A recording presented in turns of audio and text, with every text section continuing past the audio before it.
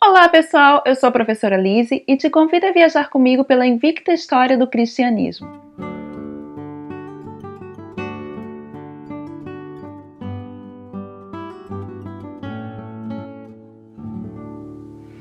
Como nós já estudamos anteriormente, sabemos que a sucessão dos reinos foi a preparação para a chegada desse Messias. Nós vimos desde o Império Babilônico, lá na cabeça de ouro da estátua de Nabucodonosor. Se você não viu esse vídeo ainda, eu te convido a assistir esse vídeo que é muito importante.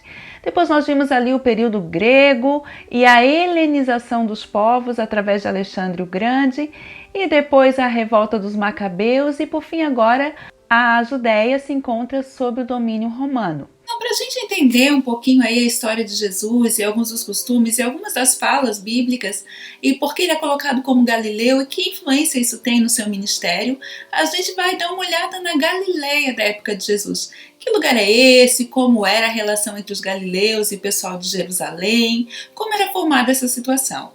E há um historiador aqui que eu gosto muito, ele escreveu esse livro, o nome dele é Charles Freeman. Tem muitos trabalhos dele na internet, você pode encontrar, é um historiador muito respeitado. E se você puder também comprar algum material dele, ajuda muito no estudo da história. Ele não é cristão, ele não escreve de um ponto de vista cristão, mas ele nos dá dados muito interessantes sobre as cidades, sobre os costumes na época de Jesus que nós estamos aqui estudando agora. Então, para entender esse contexto, nós precisamos lembrar que o centro da adoração é Jerusalém. E Jerusalém, como nós já vimos, está sendo governada por um governador romano. A Galileia está totalmente separada nessa situação, sendo governada aí por Herodes Antipas.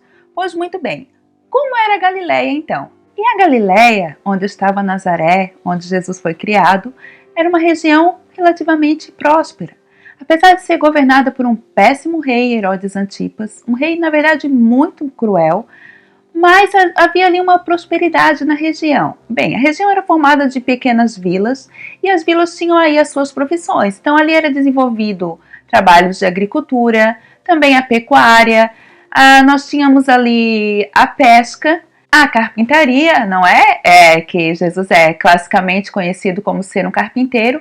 Havia também extração de pedras e além de tudo isso, a Galileia agora era uma rota para que as caravanas passassem para ir para outros lugares. Lembre-se que nesse momento já havia sido construída muitas estradas romanas. Então ali passavam muitas pessoas, muitos comerciantes, e isso vinha de certa forma a enriquecer a cidade. Porém, apesar de tudo isso, ela estava distante do centro da adoração que era Jerusalém.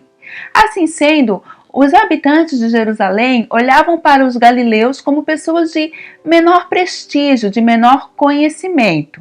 Por exemplo, nós vamos encontrar essa situação na Bíblia no livro de João, capítulo 7, versículos 50 a 52. Veja aí comigo. Diz assim: Nicodemos, um deles, que antes tinha procurado Jesus, perguntou-lhe: A nossa lei condena alguém sem primeiro ouvi-lo para saber o que ele está fazendo? Eles responderam: Você também é da Galileia? Verifique e descobrirá que da Galileia não surge profeta. Então cada um foi para sua casa. Então você vê ali, e existem outras passagens que mostram esse preconceito que o povo de Jerusalém tinha com os galileus, tendo que eles não eram pessoas tão instruídas na religião. Mas além disso, cabe destacar aqui também um fato que aconteceu não muitos anos antes, aproximadamente no ano 4 a.C., que depois nós vamos ver pela contagem e vamos entender como é feita essa contagem do tempo. Na verdade, Jesus já estava vivo, era uma criança ali. Mas no ano 4 a.C., uma grande revolta ali na Galileia, e eles se revoltam contra o pagamento de taxas para Roma. E Roma destrói essa rebelião, mata muita gente em combate, vende outros como escravos, mas crucifica 2.000 galileus. Então, imaginem que essa região, apesar de tudo que eu mencionei, da agricultura, do comércio e tudo, era uma região que tinha sofrido um trauma muito recentemente. Assim nós vamos chegando ao ponto onde este bendito Galileu, Jesus de Nazaré, começa a expandir o seu ministério e a sua fama e o seu ministério chegam também a Jerusalém. Pois nós já sabemos que Jerusalém está sendo governada por Pôncio Pilatos, então só por esse motivo a tensão ali na região já é muito grande.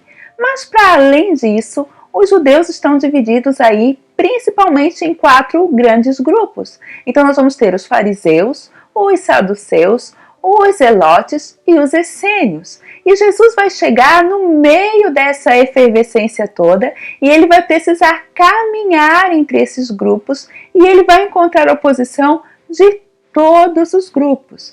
Então, essa divisão aí religiosa que Jerusalém estava vivendo é muito importante para nós entendermos, porque de certo fato ela vai ser responsável também por conduzir Jesus à cruz. Veja bem, eu estou falando do ponto de vista humano. Nós sabemos que do ponto de vista divino, Jesus já veio com uma missão. Ele seria sacrificado pelos pecados da humanidade, ressuscitaria e abriria a salvação para todos nós. Mas do ponto de vista humano, que situações levaram a isso? Como isso foi se desenvolvendo?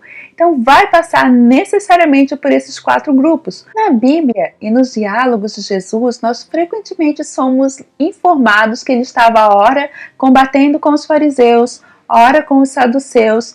Ora, nós vemos ali os zelotes aparecendo de alguma forma, mas os essênios não são mencionados na Bíblia. Então, como nós sabemos que eles eram importantes, onde eles estavam? Bem, esses essênios são aqueles responsáveis pela conservação dos livros que depois foram achados lá em Qumran. Então, é um grupo muito importante para nós estarmos vendo.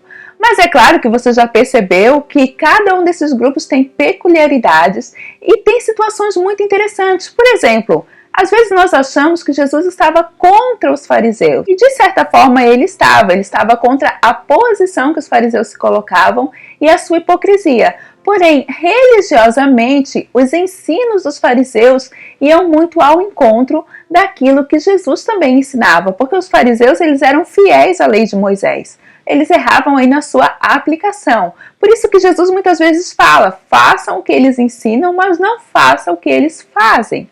Então veja aí que são pontos importantes a estar sendo considerados. Mas isso vai ficar para um próximo vídeo. Nosso próximo encontro, nós vamos falar sobre esses 4 grandes grupos religiosos. Os fariseus, os saduceus, os essênios e os zelotes.